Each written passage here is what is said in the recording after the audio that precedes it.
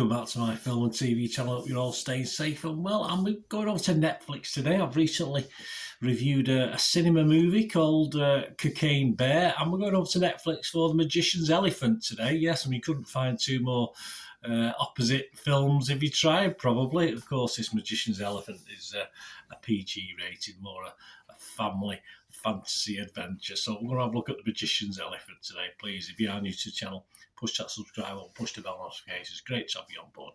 Everything film and TV, of course, information, vlogs, reviews, even the odd quiz thrown in from time to time. I don't think we'll be having a quiz on Magician's Elephant, that's for sure, but we'll have a chat about it anyway. And please, if you are pushing buttons or you push the button, just press that little like button. I'm trying to get about 15 likes if I can, 10 to 15. It's not a massive target. If you can help me out towards it, it'd be nice to get a few tens on the board and get the odd 15. But if you can press that like button, that thumbs up button, it'd be much appreciated. Right, it's a PG rating, as I said, 99 minutes, a little bit long. Yeah, probably felt a little bit longish. Yeah, it could have not 10 or 15 minutes off it. A computer animated fantasy adventure directed by Wendy Rogers, written by Martin Hines and produced by Julia Pistor, based on the 2009 novel of the same name by Kate DiCamillo. Rotten Tomatoes audience, what are they thinking? Well, 81%. That's not bad. That's higher than I thought it'd get. 4.4 out of 5. Internet Movie Database, 6.7 out of 10. Not quite as high, but that's just based on 279 scores and reviews as I'm recording this on the 18th of March 2023. And we have the voices of not the most well-known guys, Noah Jupe, Mandy Patinkin, Natasha Demetriou, Benedict Wong, Miranda Richardson, and Asif Manvi. So we do a lot of voice acting in this, and it's okay. It works. It works. It lines up with the movement of the faces, etc. What's it about? Well, it follows Peter, young Peter, who's searching for his long-lost sister. When he crosses paths with a fortune teller in the market square, he wants to know, is his sister still alive? He's only got one coin, though, so he can't ask loads of questions. He can only ask one.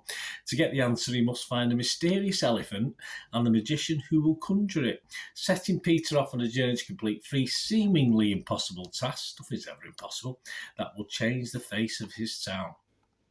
This was animated by someone called Animal Logic. I'm not familiar with that. And the film was distributed by Netflix, of course, and released on Netflix on March the 17th, 2023. The public seem to like it. More about the critics. Yeah, the critics on Rotten Tomatoes are okay. 64% positivity. That's just 25 critics. An average rating of 6.6 out of 10. We'll take that. 16 fresh and just 9 rotten. Michael Nordine from Variety said, while the movie itself is more whimsical than magical, it does have a few tricks up its sleeve. Okay, well, I get the pun. Randy Myers from the San Jose Mercury News says, an original fairy tale that reminds us to dream big and keep hope even in the darkest times. Not that special, Randy. Alan Alamancha from the MacGuffin website said it's not that this film does anything wrong, it's that it doesn't really do much of anything at all. And I'm more with Alan on that one, in fairness to Metacritic, the other site we look at, score of 52 out of 100. So not great, but that's only 6 critics, and it scored anywhere between 40 out of 100 and 83 out of 100. The Guardian's Kath Clark just give it 40. She said, it's heartfelt and sweetly earnest, but humdrum and disappointingly unmagical. The animation doesn't help. Characters speak with blank, paralysed faces as if they'd had botched Botox. Okay, I don't think it was quite as bad as that. RogerEbert.com's Neil Minow gave it 75 out of 100. He likes it a lot better. He says, stories for children often emphasise courage or teamwork, being yourself, following dreams, or the importance of friends and family. What The Magician's Elephant adds to that is something rare in films for any age, how to think through problems. Okay, a bit perhaps over the top as opposed to the other one who's a bit under. Yes, so my scores, just if I was writing for Rotten Tomatoes, which I'm not, I would give it a fresh rating. Because it gives you've only got 2 options, haven't you? If I was writing for Metascore, whether it's positive, mixed or negative, I would give it a mixed score. And as far as my little scores, Bernard's scores concerned, I will give this a 5.5 out of 10, so just below that benchmark of 6 that I like to see with the film, but not a total disaster. 5.5 out of 10. I try and put my younger head on and my grandfather's head and my to sort of have a look at these animated adventures. But I think this film for me just misses some magic, which is pretty ironic considering the storyline of the film. Peter, Peter, a little bit bland for me, a little bit uninteresting as a hero, as a young hero looking for his sister. There's no doubt in his green credentials and his good manners, of course there is, which will go down for me well with kids watching it. That's what you want. That's what you want from your kids in this day and age. But as a character.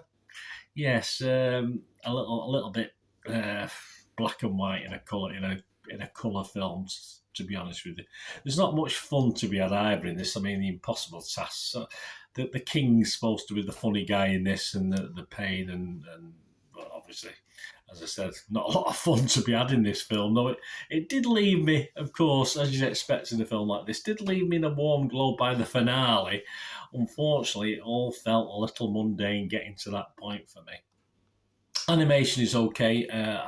I'm fairly sure the novel on which this is based had to be a little bit better than this. Let me know, guys, if you've read the novel. It's just not quite at it, this one, I'm afraid, for me.